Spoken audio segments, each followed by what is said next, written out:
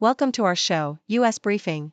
Today, we're diving into the fascinating world of culture as Japanese visitors are buzzing about the immersive exhibition linked to the blockbuster film Twilight of the Warriors, Walled In. This exhibition, showcasing the chaotic beauty of Kowloon Walled City, has already attracted a whopping 180,000 visitors, proving that nostalgia for 1980s martial arts action is alive and well. The tourism board is excitedly working on enhancing attractions to draw even more Japanese tourists. In another exciting development, Chinese scientists have turned a crisis into a groundbreaking opportunity.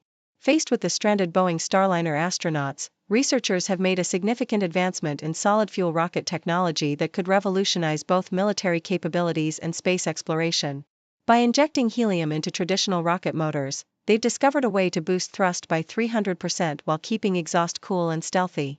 This innovation not only enhances missile maneuverability but could also lower satellite launch costs. Talk about turning challenges into breakthroughs.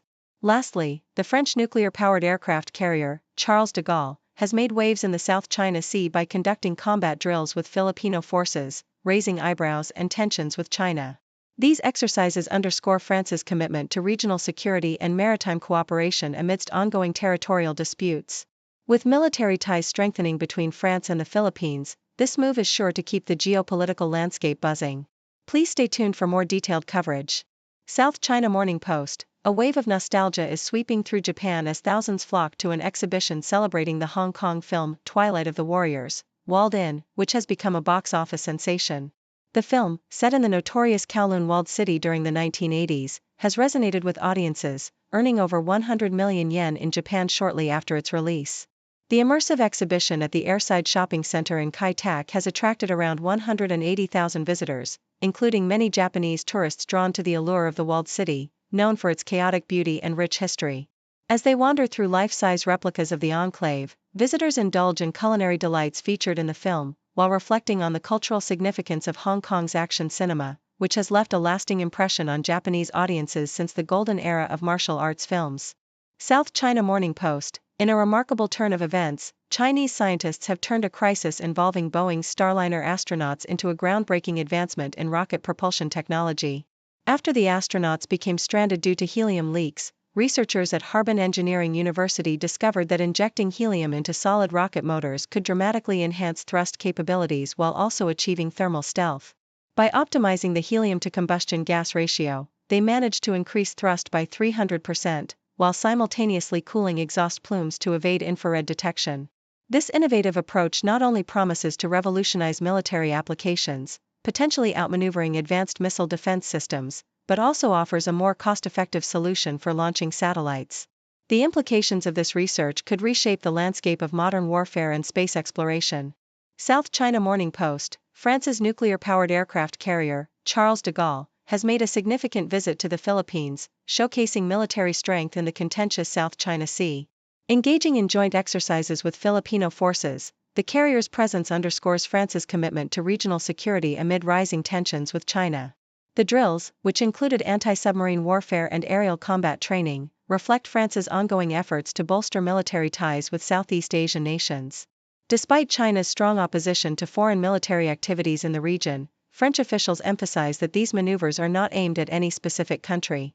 With the backdrop of unresolved territorial disputes in the South China Sea, France's military engagements are part of a broader strategy to enhance maritime cooperation and readiness among allies, further complicating the geopolitical landscape in the area.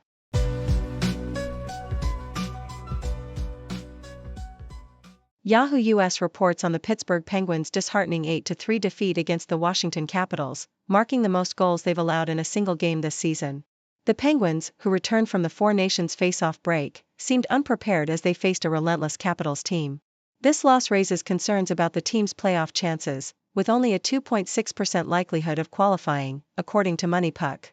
The game also highlighted the ongoing rivalry between Sidney Crosby and Alex Ovechkin, although the focus shifted to the Penguins' struggles, especially in their defensive zone, where goaltenders faced overwhelming pressure and a lack of support from the team.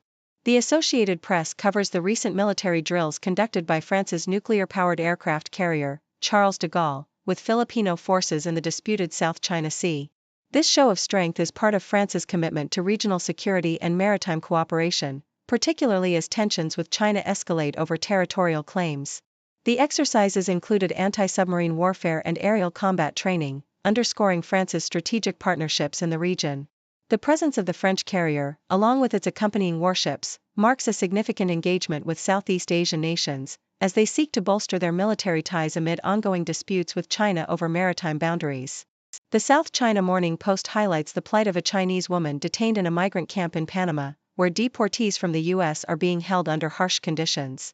The woman described a life of confinement, with severe restrictions on personal freedom and constant surveillance by guards. Many migrants, fearing for their safety upon returning to their home countries, have refused to leave the camp, which was originally designed as a reception center for migrants. The situation has drawn criticism and concern regarding the treatment of these individuals, as they find themselves cut off from legal assistance and support, highlighting the complexities of international migration and deportation policies.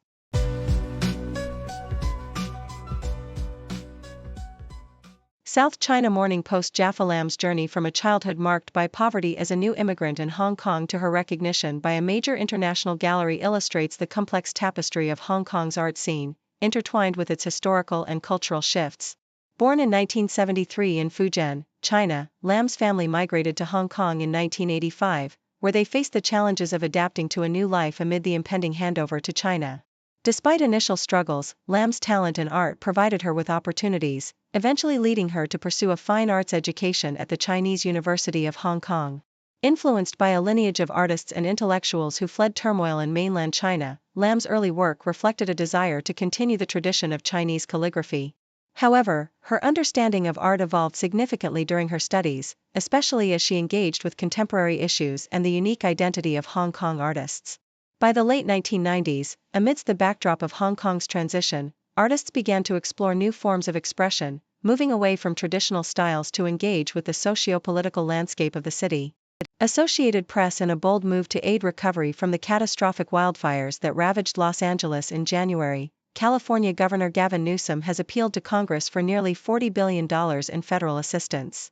This request underscores the severity of the disaster, which has been projected to result in over $250 billion in economic losses, with significant destruction reported across Pacific Palisades, Malibu, Pasadena, and Altadena.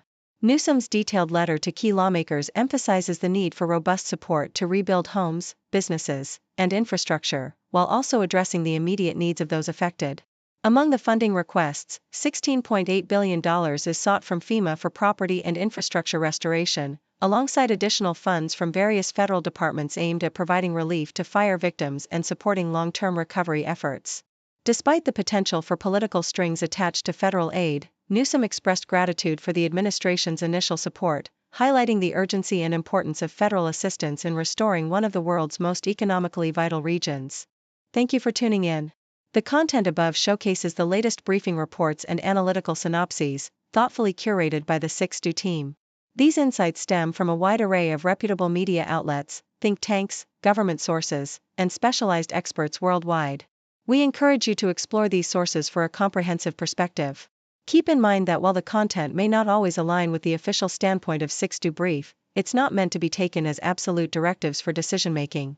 Comprising seasoned media professionals, learned scholars, and accomplished scientists, the 6Do team embodies a trailblazing, fully independent media entity.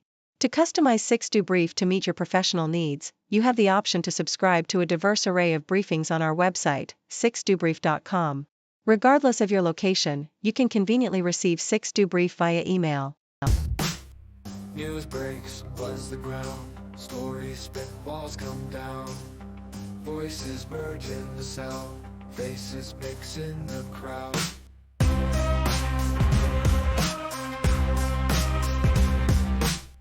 Broadcasters paint the scene, world events on our screen.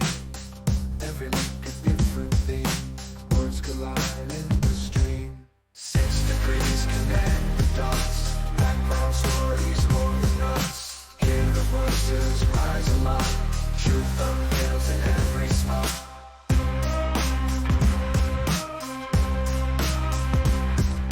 Cultures clash across the globe, spin the threads in a stroke. Every story wears a robe, truth and lies in their code. Journalistic real deep, secrets out they don't see. Every